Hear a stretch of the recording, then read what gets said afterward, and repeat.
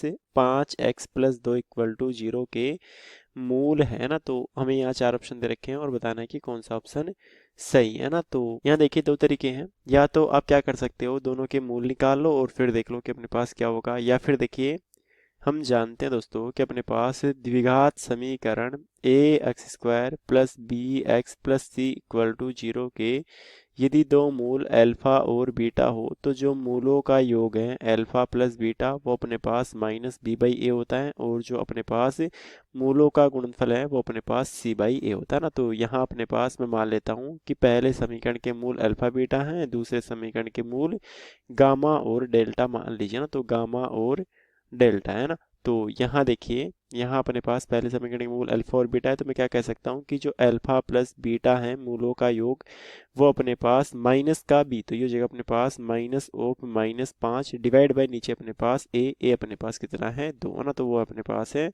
5/2 है ना। Minus B, तो बी होता है एक्स का गुणक, तो -5 डिवाइड बाई ए होता है x² का गुणक है ना। और अल्फा बीटा क्या हो जाएगा, अल्फा गुणा बीटा हो जाएगा अपने पास c/a, तो c है अपने पास अचर पद 1 और a है 2 है ना। तो ये जगह अपने पास 1/2 है ना। तो देखिए यहाँ यदि मैं इसको समीकरण नंबर 1 बोलूँ और इसको समीकरण नंबर 2 बोलूँ, तो अपने पास यदि मैं करूँ alpha plus beta upon alpha beta, तो क्या आ जाएगा, यह आ जाएगा अपने पास 5/2 है ना। तो यहाँ से कितना आ रहा है, यहाँ से अपने पास 1/अल्फा प्लस 1/बीटा ना। देखिए बीटा में बीटा भाग दूंगा तो 1/अल्फा, और अल्फा में अल्फा बीटा का भाग दूंगा तो अपने पास 1/बीटा बच जाएगा ना। तो अपने पास किसके बराबर आ गया, ये अपने पास 5 के बराबर आ गया ना।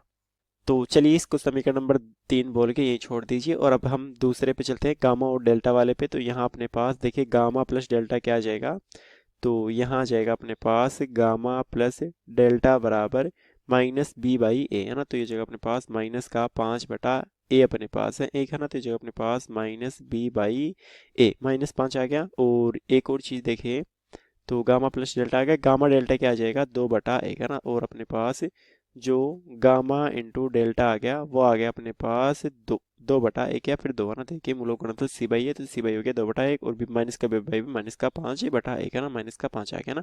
तो देखिए दोस्तों, यहाँ यदि मैं इस समीकरण को क्या कर दूँ, माइनस से गुणा कर दूँ तो क्या आ जाएगा, माइनस से गुणा कर दूँ तो ये जगह अपने पास माइनस का 1/अल्फा माइनस का 1/बीटा बराबर -5 आ रहा ना। और इस केस में आप देख सकते हो दोस्तों कि जो मूलों का गुणनफल है, सॉरी मूलों का योग है, वो अपने पास दोनों में -5 आ रहा है ना।